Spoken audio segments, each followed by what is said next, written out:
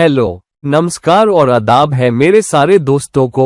आपके दोस्त और रहनुमा इरफान की तरफ से एक बार फिर आपके साथ हूँ आपके अपने चैनल एस्ट्रल एश्योरेंस पे। कुंडली का विश्लेषण करने में ये बहुत अहम है कि आप कुंडली के मुख्तलिफ अंदाजों को कैसे इस्तेमाल करते हो। आप लग्न कुंडली और नवमांश कुंडली को कैसे जोड़ पाते हो, ग्रहों की ताकत को कैसे देखते हो कि वो उच्च के हैं या नीच के, योग कौन से बन रहे हैं, दोष कौन से हैं, और इन सबके मिले जुले असर से आप उन नतीजों का अंदाजा लगा पाते हो जो आपकी जिंदगी में आने वाले हैं। नुजूम की बुनियादी चीजों में से एक और बहुत अहम चीज है नवमांश चार्ट का इस्तेमाल करना, यानी डी9 चार्ट। और नुजूम का एक सबसे अहम उसूल जो आपको लग्न कुंडली से मिलने वाले नतीजों को सही साबित करने के लिए अलग अलग पहलू देगा। एक भूल जो लोग करते हैं वो ये कि वो देखते हैं कि ग्रह लग्न में कहाँ बैठे हैं, और कभी कभी वो ये भी देख लेते हैं कि वो ग्रह नवमांश में कहाँ बैठा है, और फिर वो लग्न में ग्रह की पोजीशन को नजरअंदाज कर सकते हैं और नवमांश चार्ट में ग्रह की पोजीशन को पकड़ के बैठ जाते हैं। मसलन अगर कोई ग्रह लग्न कुंडली में नीच का दिख रहा है मगर नवमांश चार्ट में वही ग्रह उच्च का दिख रहा है, तो वो ये समझ लेते हैं कि ग्रह बहुत ताकतवर है और उच्च के नतीजे देगा। ये सच नहीं है, ये एक भूल है। आप नवमांश चार्ट में उच्च या नीच नहीं देखते, वरना आपको गलत नतीजे मिलेंगे। दूसरी भूल, कुछ लोग नवमांश चार्ट के लग्न को लेके भाव देखना शुरू कर देते हैं। नवमांश चार्ट में भाव नहीं देखे जाते, नवमांश चार्ट में सिर्फ राशियों में प्लेसमेंट देखा जाता है। क्योंकि लग्न कुंडली में ग्रह एक खास भाव में एक खास राशि में बैठा है, तो उसकी बारीक तह देखी जाती है। लग्न कुंडली में जो ग्रह जिस राशि में है उसे नवमांश चार्ट में उसी राशि में देखा जाता है। तो जब मेष राशि के 9 हिस्से करते हैं तो हर हिस्से को, या जिसे हम चरण भी कहते हैं, उसे मेष, फिर वृषभ और आगे ऐसे ही राशियां दी जाती है। तो मेष राशि के पहले 3 अंश को नवमांश चार्ट में मेष राशि मिलेगी, अगले 3 अंश को वृषभ, उसके अगले 3 अंश को मिथुन, और ऐसे ही आगे। तो अगर लग्न कुंडली में कोई ग्रह मेष राशि में चौथे और छठे अंश के बीच में है तो नवमांश चार्ट में वो वृषभ राशि में दिखेगा। क्योंकि जब आप मेष राशि को 3-3 अंश के हिस्सों में बांटते हो, देखो पहले 3 अंश मेष के हैं, अगले 3 अंश 3 से 6 के बीच वृषभ राशि के लिए है, और अगर वो 5वें अंश पर है, मान लीजिए मेष में, तो वो मेष राशि के वृषभ वाले हिस्से में जा रहा है। और फिर जब आप नवमांश बनाते हो 9 हिस्से, क्योंकि ये 3 से 6 डिग्री के बीच है, 5वां अंश है, तो नवमांश में वो वृषभ राशि में दिखेगा। मगर इसका मतलब ये नहीं कि ग्रह वृषभ राशि में चला गया। इसका मतलब ये है कि मेष राशि के अंदर वो मेष के उस वृषभ वाले हिस्से में चला गया है। तो ग्रह को वृषभ राशि में देखना और ग्रह को मेष राशि के अंदर वृषभ भाग में देखने में फर्क है। इसलिए राशियां अहम है, और ग्रह नवमांश में देखने से किसी दूसरे भाव या दूसरी राशि में नहीं चला जाता। ये बहुत बहुत अहम है। दूसरी चीज, इसको कलपुरुष कुंडली से मिलाना चाहिए, ना कि नवमांश कुंडली से। नवमांश प्लेसमेंट राशि के हिसाब से देखना चाहिए, भाव के हिसाब से नहीं, लग्न के हिसाब से नहीं। तो अगर लग्न कुंडली कर्क की है और नवमांश में लग्न वृश्चिक का बन रहा है, तो इसका ये मतलब नहीं कि 10वें भाव का मालिक सिंह हो गया या सूर्य हो गया। ऐसे नहीं देखना चाहिए। आप उस पहलू को ले सकते हो, मगर वो पहलू नवमांश में 10वां भाव नहीं बन जाता। कुछ लोग ऐसे देखते हैं कि अच्छा, नवमांश में लग्न वृश्चिक का है, तो अब 10वां भाव सिंह का हुआ, तो 10वें भाव का मालिक कहाँ बैठा है, और ऐसे वो नतीजे देखते हैं। वो नतीजे आपको सही नहीं देंगे, वो तस्दीक के नतीजे होंगे, मगर पक्के नहीं। पक्के नतीजे ज्यादा कलपुरुष कुंडली से आएंगे, यानी मेष कुंडली से। और इसीलिए कलपुरुष कुंडली आपके विश्लेषण में सबसे ज्यादा अहम है। तो आपके ग्रह नवमांश में जहां भी बैठे हैं, देखिए कि वो किस राशि में है, और उस राशि को कलपुरुष कुंडली में जो भाव है उससे मिलाइए। तो अगर नवमांश चार्ट में कोई ग्रह वृश्चिक में जा रहा है, तो वृश्चिक राशि क्या है? वो 8वां भाव है। तब ग्रह नवमांश के अपने लग्न में ना होके 8वें भाव में गया। ऐसे देखना चाहिए। बहरहाल, आपको ज़बानी समझाने से बेहतर है मैं 4 मशहूर लोगों की, जानी मानी हस्तियों की कुंडलियां इस्तेमाल करूंगा और उन कुंडलियों के जरिए आपको समझाऊंगा कि नवमांश में ग्रहों की पोजीशन को आप कलपुरुष कुंडली से यानी मेष कुंडली से और उसके मुख्तलिफ भावों से कैसे जोड़ सकते हो और उससे कैसे बेहतर नतीजे, पक्के नतीजे और ज्यादा सही नतीजे हासिल कर सकते हो। तो चलिए इस रिश्ते को गहराई से समझते हैं और देखते हैं कि ये हमें कितने पक्के नतीजे देता है। तो शुरू करते हैं एक ऐसी शख्सियत से जो आम लोगों की जान है और कम से कम मैं तो बचपन से उनका फैन रहा हूं। मैं बात कर रहा हूं सदी के महानायक मिस्टर अमिताभ बच्चन की, जो दुनिया भर में जाने जाते हैं और खास करके एशियाई उपमहाद्वीप में करोड़ों लोग उन्हें जानते हैं। तो आइए उनकी कुंडली देखते हैं और उनकी कुंडली, लग्न और नवमांश चार्ट से देखते हैं कि जब आप इसे कलपुरुष कुंडली से मिलाते हो तो नतीजे कैसे निकल के आते हैं। तो हमारे सामने जो पहला चार्ट है वो है मिस्टर अमिताभ बच्चन का। बहुत मशहूर हिंदी फिल्म अदाकार। वो 11 अक्टूबर 1942 को दोपहर बाद करीब 4 बजे इलाहाबाद शहर में पैदा हुए, जो भारत के उत्तर प्रदेश राज्य का एक अहम शहर है। और उनकी पैदाइश के वक्त के हिसाब से ये है उनकी लग्न कुंडली और ये है उनकी नवमांश कुंडली। अब अगर आप देखें, लग्न कुंडली में लग्न कुंभ राशि का बन रहा है और उनका लग्नेश कहाँ बैठा है? वृषभ राशि में बैठा है। कलपुरुष कुंडली में वृषभ राशि धन की राशि भी है, तो लग्नेश धन की राशि वृषभ में जा रहा है। मगर शनि लग्नेश है, जिसका मतलब हुआ कि मेहनत और कानूनी तरह की कोशिशों से कमाया हुआ धन, क्योंकि यहाँ शनि ग्रह वृषभ से जुड़ रहा है। उनका 10वां भाव और 10वें भाव का स्वामी क्या है? उनका 10वां भाव वृश्चिक का है और 10वें भाव का स्वामी मंगल है। लग्न कुंडली में उनका 10वें भाव का स्वामी मंगल 8वें भाव में जा रहा है और सूर्य, शुक्र और बुध के साथ बैठा है। तो सूर्य वो ग्रह है जो आपको चमक देता है, शोहरत और रौब देता है। तो उनका 10वां भाव का स्वामी सूर्य के साथ बैठा है, जो उनके करियर को चमक से जोड़ता है और उन्हें नेकनामी और शोहरत दिलाने में मददगार है। मगर 10वें भाव का स्वामी कहाँ जा रहा है? नवमांश में 8वें भाव में। लग्न चार्ट में 8वें भाव में, यानी 8वां भाव ताल्लुक रखता है कल्पना, जादू टोना, रहस्य से। और अदाकारी एक ऐसी चीज है जो फरेबी है, कल्पना पर आधारित है, जो असली नहीं होती। और इसलिए 10वें भाव का स्वामी 8वें भाव में सूर्य और शुक्र के साथ बैठा है। ये दिखाता है कि उनका करियर ऐसी चीज से चमकेगा जो कल्पना, जादू या फरेब से जुड़ी हो, या ऐसी चीज जो कुछ और दिखे और कुछ और निकले। और यही सिनेमा है जो असल में सच नहीं होता। ये तो कहानियां हैं, कल्पित कहानियां। अब अगर आप नवमांश चार्ट में देखें तो उनका लग्न मेष का बन रहा है। तो ये एक अच्छी मिसाल है, क्योंकि यहाँ नवमांश खुद ही कलपुरुष कुंडली है और इसलिए हमारे लिए नतीजे समझना आसान है। और इसीलिए मैंने ये कुंडली भी चुनी है। ये कुंडली भी क्योंकि हमें नवमांश चार्ट को कलपुरुष कुंडली में बदलने की जरूरत नहीं है। ये खुद भी एक कलपुरुष कुंडली है, क्योंकि पहला भाव मेष राशि का है, तो हमारे लिए तुलना करना आसान है। तो यहाँ 10वें भाव का स्वामी नवमांश चार्ट में कहाँ गया है? नवमांश चार्ट में 10वें भाव का स्वामी मंगल चौथे भाव कर्क में गया है। अब अगर आप रिवायती मतलब लेंगे तो अब 10वें भाव का स्वामी नीच की राशि में दिख रहा है। अब ये दलील दी जा सकती है कि मंगल का नीच भंग हो गया है। फिर भी 10वें भाव का स्वामी चाहे नीच का हो चाहे नीच भंग में हो, उसे वो नाम, वो शोहरत नहीं देनी चाहिए जो मिस्टर अमिताभ बच्चन को मिली।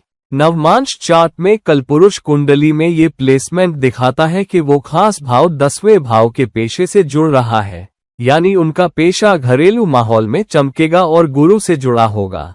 अब गुरु लग्न कुंडली में 6ठे भाव में उच्च का हो रहा है और गुरु ग्रह 11वें भाव का स्वामी है, जो आम लोगों का, सामाजिक रिश्तों का भाव है, और दूसरे भाव का भी, जो धन, परिवार, खानदानी कदरों का भाव है। और उच्च का होना 6ठे भाव में, कन्या राशि में, यानी आम लोगों के जरिए उनकी खिदमत करके वो बहुत धन कमाते हैं। और यही कलपुरुष कुंडली में घर या घरेलू माहौल के भाव से जुड़ रहा है। और इसलिए अगर आप देखें, वो आम लोगों के सितारे हैं और उन्हें परिवारों ने प्यार दिया। पूरे परिवार जाते थे और उनकी फिल्में देखते थे। मुझे याद है जब मैं बच्चा था, मेरा पूरा खानदान साथ में जाके अमिताभ बच्चन की फिल्में देखता था। मेरे अब्बू, अम्मी, मेरे भाई बहन, हम सब जाते थे। मुझे याद है मैं उस वक्त सिर्फ 5 साल का था जब मैंने उनकी फिल्म शोले देखी थी, जो सुपरहिट हुई और एक ऐतिहासिक फिल्म बन गई। और उसके बाद भी बहुत सारी फिल्में आईं। तो वो एक ऐसे सितारे के तौर पर देखे जाते हैं जो परिवार से जुड़े हुए हैं या खानदानी आदमी है। अगर आप देखें कि जब उनका करियर डगमगा रहा था तो उन्होंने केबीसी शो के साथ वापसी की। कौन बनेगा करोड़पति या पश्चिमी मुल्कों में who wants to be a millionaire, पूरे परिवार उन्हें देखते थे, जो उन्हें रात के खाने के वक्त देखते थे और वो उनके घरों में थे। लोग उन्हें टीवी पर देख रहे थे। तो उनकी वापसी भी हमारे घरों में केबीसी सीरियल के जरिए हुई, जो घर से जुड़ी चीज थी। तो उनका करियर और उनकी करियर में कामयाबी तब आती है जब ये कलपुरुष कुंडली में घर में घरेलू माहौल में बैठा है, फिर से गुरु के साथ कर्क राशि में। मगर गुरु लग्न कुंडली में छठे भाव में खिदमत के भाव में है, तो आम लोगों की खिदमत करने से उन्हें धन मिलता है और वो घरेलू माहौल या घर के माहौल से जुड़ जाता है। अब ये भी देखिए कि उनका शुक्र कहाँ बैठा है। उनका शुक्र दूसरे भाव में वृषभ राशि में बैठा है। बहुत मजबूत जगह है बेशुमार धन और शोहरत हासिल करने के लिए। दूसरी बात, उनकी शादीशुदा जिंदगी देखते हैं।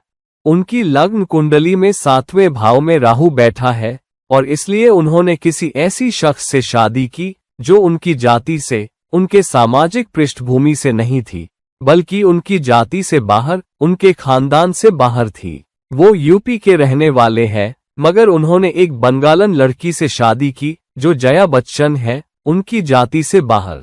अब अगर आप देखें कि उनका 7वें भाव का स्वामी लग्न कुंडली में कहाँ बैठा है, 7वें भाव का स्वामी 8वें भाव में जा रहा है, जो ये दिखाता है कि ये जीवन साथी मुसीबत में उनके साथ खड़ी रहती है, उतार चढ़ाव में उनका साथ देती है। मगर जीवन साथी खुद भी एक मशहूर शख्सियत है, क्योंकि 7वें भाव का स्वामी सूर्य है। अब देखिए सूर्य नवमांश में कहाँ जा रहा है। सूर्य नवमांश चार्ट में, जो कलपुरुष है, 5वें भाव में जा रहा है। 5वां भाव आम लोगों के सामने परफॉर्म करने का भाव है और सूर्य का वहां जाना मतलब अदाकारी के तौर पर दर्शकों के सामने बहुत बड़ी कामयाबी। और इसलिए अमिताभ बच्चन वो सितारा बन गए जो वो बने, जो वो है और जो आज भी है। सूर्य शोहरत दिखाता है, सूर्य कामयाबी दिखाता है। कल पुरुष कुंडली में अपनी ही राशि सिंह में जाना दिखाता है कि उन्हें नाम, शोहरत, दीदार मिला और उन्होंने जोखिम उठाए, क्योंकि कल पुरुष कुंडली में 5वां भाव जोखिम का भाव भी है। मगर नवमांश में लग्न चार्ट में 7वें भाव का स्वामी 5वें भाव में जा रहा है, जो रोमांस का भाव भी है। तो उनकी शादी एक रोमानी रिश्ते से हुई जो उन्होंने बनाया था। वो जया बच्चन, जया भादुड़ी, जो शादी से पहले जया भादुड़ी थी, उनसे इश्क में पड़ गए। बाद में उनसे शादी करने के बाद वो जया बच्चन बन गई। तो उनकी शादी एक ऐसे शख्स से है जो दूसरी जाति से, दूसरी पृष्ठभूमि से है, मगर प्रेम विवाह है। और यही रिश्ता है लग्न, नवमांश चार्ट और कलपुरुष चार्ट के बीच, क्योंकि ये एक ही है, हमारे लिए समझना आसान है। चलिए एक और कुंडली देखते हैं, उनके समकालीन की, हालांकि उनसे सीनियर है बहुत मायनों में, जो है धर्मेंद्र। धर्मेंद्र एक बहुत प्यारे सितारे हैं जिन्होंने स्याह सफेद फिल्मों से शुरुआत की और वो करीब 10 साल पहले तक सितारे थे। उनकी यमला पगला दीवाना और दूसरी फिल्में सुपर डुपर हिट थीं, जो उन्होंने अपने बच्चों के साथ, अपने बेटों सनी देओल और बॉबी देओल के साथ मिलके की थी। तो चलिए उनकी कुंडली देखते हैं और अमिताभ बच्चन की कुंडली से बहुत मायनों में मिलती जुलती चीजें देखते हैं, और ये भी कि कलपुरुष कुंडली को लग्न कुंडली के साथ कैसे इस्तेमाल करें, ये देखने के लिए कि नवमांश के ग्रहों की पोजीशन कलपुरुष कुंडली में कैसे रिलेट होती है। तो चलिए धर्मेंद्र की कुंडली देख के विश्लेषण करते हैं कि ये सब कैसे एक साथ आते हैं। तो ये है धर्मेंद्र की कुंडली। वो 8 दिसंबर 1935 को सुबह 6 बजे लुधियाना में पैदा हुए। अब यहाँ उनका लग्नेश मंगल है और उनका लग्नेश तीसरे भाव में उच्च का है, जिसका मतलब है कि उन्हें कामयाबी, शोहरत और समाज में दर्जा बहुत मेहनत से मिलेगा और मेहनत से वो आगे बढ़ेंगे। तीसरा भाव संवाद का भाव भी है और ब्रांडिंग और मार्केटिंग का भी, तो उन्हें मीडिया के जरिए यानी सिनेमा के जरिए बहुत बड़ी कामयाबी मिलेगी। मगर उनका 8वां भाव का स्वामी जो बुध है, लग्न में सूर्य के साथ बैठा है। 8वां भाव भी कल्पना, फरेबी चीजों और फरेबी प्रसार का भाव है। तो 8वें भाव का स्वामी लग्न में आ रहा है, मतलब जादू का ग्रह, कल्पना, फरेबी चीजों का ग्रह लग्न में आ रहा है और 10वें भाव के स्वामी के साथ लग्न में बैठा है। तो 10वें भाव का स्वामी बिल्कुल अमिताभ बच्चन के चार्ट की तरह यहाँ सूर्य और बुध दोनों से जुड़ रहा है और गुरु के साथ बैठा है। अमिताभ बच्चन के चार्ट में गुरु 6ठे भाव में उच्च का था। यहाँ फिर से गुरु करियर से जुड़ रहा है और उन्हें नाम और शोहरत दे रहा है। सूर्य और गुरु दोनों बहुत ताकतवर हैं लग्न में और इसलिए वो नतीजे दे रहे हैं। अब 10वें भाव के स्वामी सूर्य को नवमांश चार्ट में कहाँ रखा गया है? नवमांश चार्ट में लग्न खुद सूर्य की राशि सिंह का है, मगर ये हमारे लिए अहम नहीं है। कलपुरुष कुंडली में सूर्य कहाँ रखा गया है? अगर आप इसे कलपुरुष कुंडली में बदलें तो ये खास राशि मेष पहला भाव बन जाएगा और इसलिए सूर्य जो यहाँ 10वें भाव का स्वामी है, कलपुरुष कुंडली में 10वें भाव में जा रहा है, मगर शनि के साथ। तो फिर से यहाँ लग्न कुंडली में 10वें भाव का स्वामी कलपुरुष कुंडली के 10वें भाव से जुड़ रहा है, जिसका मतलब है कि ये उन्हें नाम, शोहरत और दीदार दे रहा है। सूर्य कामयाबी का ग्रह है, चमक का ग्रह है, बहुत बड़ी शोहरत और आम लोगों का दुलारा बनने का ग्रह है और सियासत का ग्रह भी। और इसलिए अगर आप देखें, अमिताभ बच्चन और धर्मेंद्र दोनों ही संसद के सदस्य बने। अमिताभ बच्चन इलाहाबाद सीट से संसद के सदस्य बने और धर्मेंद्र भी संसद के सदस्य बने। अगर मैं सही हूं तो लुधियाना से या अमृतसर से, शायद लुधियाना से। तो दोनों ने सियासत में हाथ आजमाया। बाद में दोनों ने इस्तीफा दे दिया, मगर यकीनन आम लोगों के साथ से उन्हें बहुत बड़ी कामयाबी मिली। और इस तरह अचानक आप मकर राशि से जुड़ रहे हो, जो 10वें भाव पर भी राज करती है। अगर आप देखें कि लोगों के सामने धर्मेंद्र की छवि क्या रही है, उनकी छवि एक अच्छे इंसान की रही है। अगर आप सत्यकौम जैसी फिल्में देखें तो वो एक ऐसे शख्स की तरह नजर आते हैं जो कानून और उसूलों की पैरवी करेगा। उसूल उनके लिए बहुत अहम है। उनके उसूलों और उनके बीच में और कुछ नहीं आ सकता और वो अपने उसूलों के लिए सब कुछ त्यागने को तैयार है। तो उनकी बहुत सी फिल्में उन्हें एक अच्छे इंसान के तौर पर दिखाती हैं, एक फर्जशनास इंसान, समाज के उसूलों के मुताबिक चलने वाला, पर्दे पर शराब न पीने वाला। हालांकि वो असल जिंदगी में बहुत पीते हैं और यही उनकी छवि है। और इसलिए लग्न कुंडली में उनका 10वें भाव का स्वामी कलपुरुष चार्ट के 10वें भाव में जा रहा है, जबकि ये सिंह राशि का है। मगर सूर्य का मकर में जाना, इसे सूर्य का 10वें भाव में जाना समझो, इतनी मजबूती से। और किस ग्रह के साथ? शनि। तो शनि उसूलों और कायदों पर चलने का ग्रह है। तो उनका नाम, शोहरत और दीदार, सूर्य का 10वीं राशि और कलपुरुष कुंडली के 10वें भाव से जुड़ना, मगर शनि के साथ, ये दिखाता है कि उन्हें अपना नाम, शोहरत और कामयाबी फरेबी दुनिया के जरिए मिलेगी। और इसलिए फरेबी दुनिया, जादुई दुनिया का स्वामी बुध भी सूर्य और शनि के साथ 10वें भाव में 10वीं राशि मकर में बैठा है। तो ये एक तस्दीक है कि नाम ओ नस्ल मिलेगा। तो अमिताभ बच्चन और धर्मेंद्र दोनों के मामले में शनि कलपुरुष कुंडली में जुड़ रहा है और 8वां भाव भी जुड़ रहा है। 8वां भाव जुड़ रहा है और सूर्य भी दोनों के लिए जुड़ रहा है। 8वां भाव 10वां भाव का स्वामी कलपुरुष कुंडली से जुड़ रहा है। अब उनकी शादी, धर्मेंद्र की शादीशुदा जिंदगी देखते हैं, क्योंकि नवमांश का इस्तेमाल शादीशुदा जिंदगी के लिए भी होता है। यहाँ लग्न कुंडली में उनका 7वें भाव का स्वामी शुक्र 12वें भाव में अपनी ही राशि में जा रहा है और इसलिए उन्हें शादीशुदा जिंदगी में कोई परेशानी नहीं हुई। हालांकि उन्होंने भी अपनी शादी के बाहर औरतों से रिश्ते और मजे लेने की कोशिश की, क्योंकि वो एक औरत हेमा मालिनी से इश्क में पड़ गए, जो एक और अदाकारा थी, पहले से शादीशुदा होने और बच्चे होने के बावजूद। तो वो उनसे इश्क में पड़ गए और ये अफेयर कुछ वक्त तक छिपा रहा और बाद में सबके सामने आ गया। मगर उनका कुछ नहीं बिगड़ा, क्योंकि शुक्र नीच की राशि में नहीं जा रहा है। मगर 7वें भाव का स्वामी लग्न कुंडली में कलपुरुष कुंडली में कहाँ जा रहा है? कलपुरुष कुंडली में शुक्र वृश्चिक में जा रहा है, जो 8वां भाव है, और इसलिए छुपा हुआ इश्क, छुपी हुई यौन ऊर्जा, और इसलिए लग्न कुंडली का 12वां भाव कलपुरुष चार्ट के 8वें भाव से जुड़ रहा है। मगर फिर से किसके साथ बैठा है? बहुत खूबसूरत हेमा मालिनी, ड्रीम गर्ल। शुक्र और चांद और गुरु तीनों शुभ ग्रह एक साथ आ रहे हैं, तो उनकी शादी के बाद उन्हें औरतों की वजह से नाम मिला। धर्मेंद्र शादी करने के बाद बंबई आए और शादी करने के बाद उन्हें वो कामयाबी मिली जो उन्हें फिल्म इंडस्ट्री में मिली, तो उससे बहुत बड़ी कामयाबी मिली।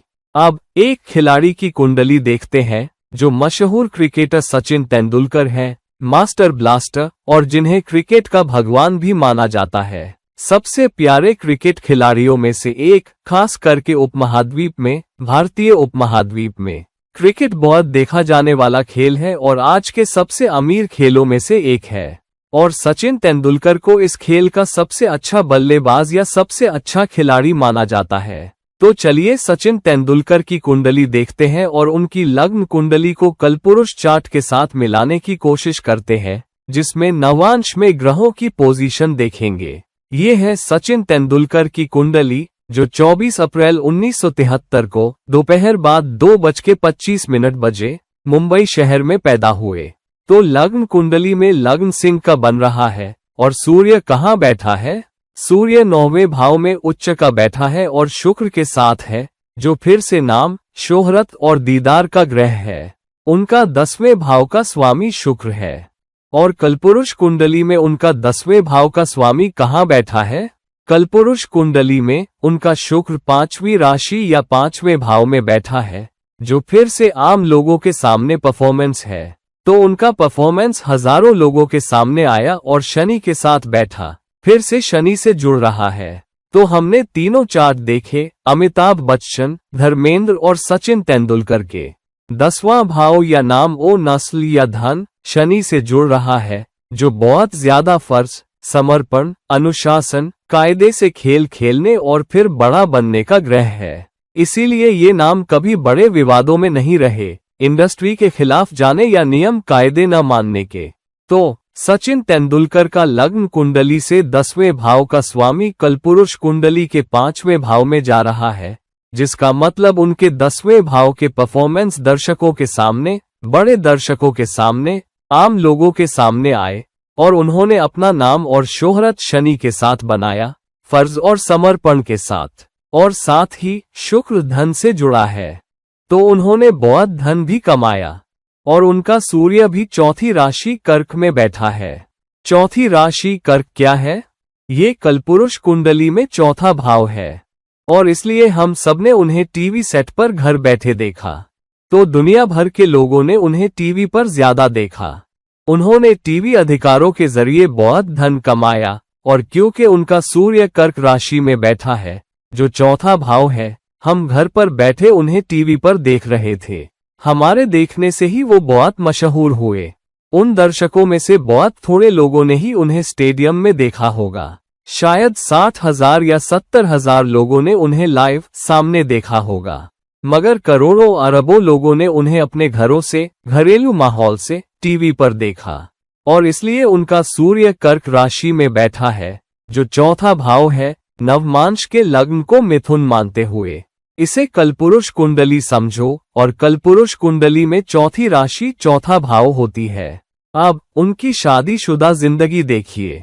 उनका 7वें भाव का स्वामी शनि है और वो धन की राशि वृषभ में बैठा है, जिसका मतलब है कि शादी करने के बाद उन्हें और धन मिला, उन्होंने और धन कमाया और तरक्की उनकी तरफ आए। और कलपुरुष कुंडली में उनका 7वें भाव का स्वामी कहाँ जा रहा है? फिर से 5वें भाव में, रोमांस के भाव में। और इसलिए वो अपनी मौजूदा बीवी अंजलि से इश्क में पड़ गए और एक रोमानी रिश्ते के बाद दोनों ने शादी कर ली। और इसलिए उनका 7वें भाव का स्वामी 5वें भाव में, रोमांस के भाव में और शुक्र के साथ बैठा है, जो कामदेव को भी दिखाता है रिश्तों का भाव। और इसलिए उनकी बहुत पक्की शादी हुई, क्योंकि शनि इस मिश्रण में शामिल है। उनकी पक्की शादी है और उनकी पक्की चाहत है, क्योंकि 5वां भाव आम लोगों की दीदार का भाव है। शनि का यहाँ बैठना मतलब उनकी चाहत हमेशा एक सी रही है। वो हमेशा से आम लोगों के दुलारे रहे हैं, जब से वो पहली बार मैदान पर उतरे, और आज भी वैसी ही नाम, शोहरत, दीदार जारी है। बड़ी कामयाबी, दुनियावी कामयाबी, ये सब कल पुरुष लग्न से जुड़ रही है, ना कि नवमांश लग्न से। तो फिर से हमने नवमांश चार्ट में ग्रहों की पोजीशन को कल पुरुष कुंडली से जोड़ते हुए साफ देखा, ना कि लग्न से और ना कि नवमांश चार्ट से ज्यादा।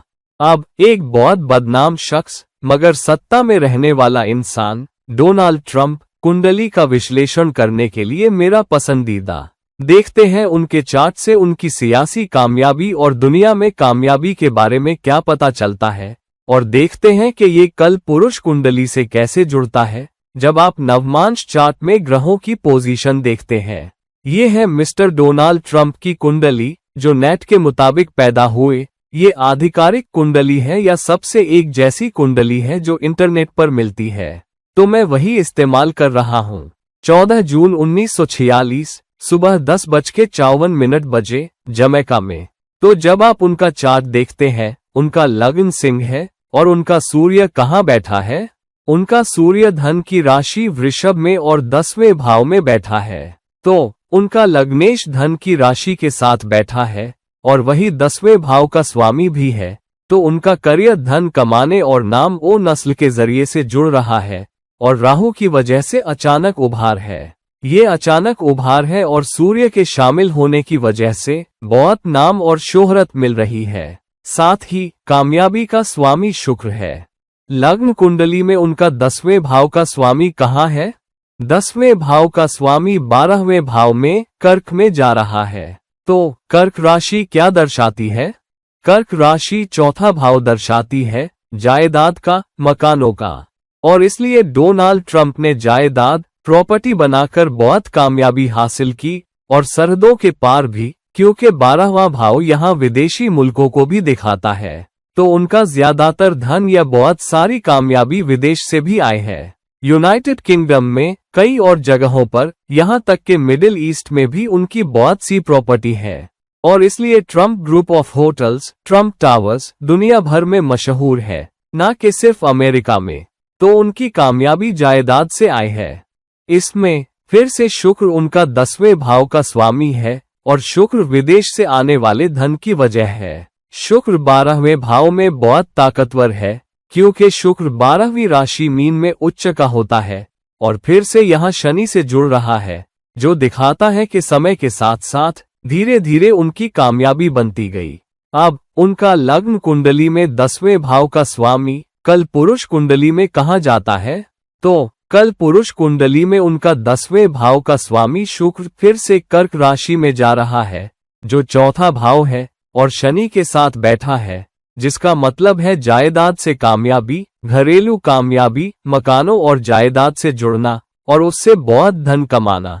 और उनका सूर्य जो लग्न कुंडली में 10वें भाव में बैठा है, फिर से राहु के साथ छठी राशि कन्या में बैठा है, जो बुध की है।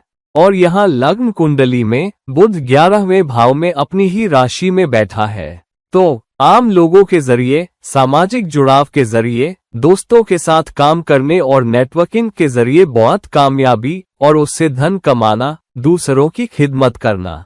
और इसलिए उन्हें आम लोगों की खिदमत करने की वजह से सियासी कामयाबी भी मिली, क्योंकि छठा भाव आम लोगों से जुड़ा है और छठा भाव अर्थ यानी धन का भाव भी है।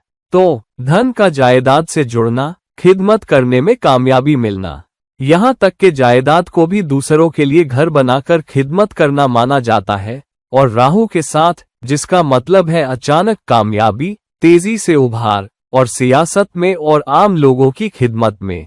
तो ये सब उनके हिस्से आया है। अब देखते हैं कि 7वें भाव का स्वामी कहाँ जाता है। उनका 7वें भाव का स्वामी शनि है और शनि 12वें भाव में जाता है। इसलिए उन्होंने किसी विदेशी से शादी की। उनकी बीवी मेलानिया अमेरिकी मूल की पैदा नहीं हुई थी, बल्कि वो विदेश से आई, डोनाल्ड ट्रंप से शादी की और उनके साथ बस गई। अब कलपुरुष कुंडली में उनका 7वें भाव का स्वामी कहाँ जा रहा है? जैसा कि नवमांश प्लेसमेंट में देखा, शनि चौथी राशि में जा रहा है, जिसका मतलब है उनकी बीवी विदेश से आए मगर आकर उनके चौथे भाव में बैठी, यानी उसने अपनी रिहाइश बदली और वो आकर उनके मुल्क में उनके साथ रहने लगी और उनके घर आ गई, बजाय इसके कि वो उसके मुल्क में जाता। 7वें भाव का स्वामी शुक्र के साथ देखा गया है, जिसका मतलब है वो उससे इश्क में पड़ गए और एक रोमानी रिश्ते के जरिए शादी हुई।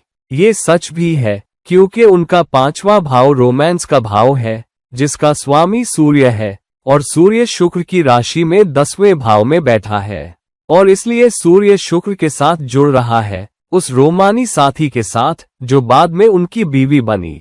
अब हमने सिर्फ 2 चीजें ली, करियर और शादी, क्योंकि ये अहम चीजें हैं जो हम सबसे पहले नवमांश से देखते हैं। मगर हम और बहुत से नतीजे देख सकते हैं जिनकी तस्दीक नवमांश के जरिए हो सकती है।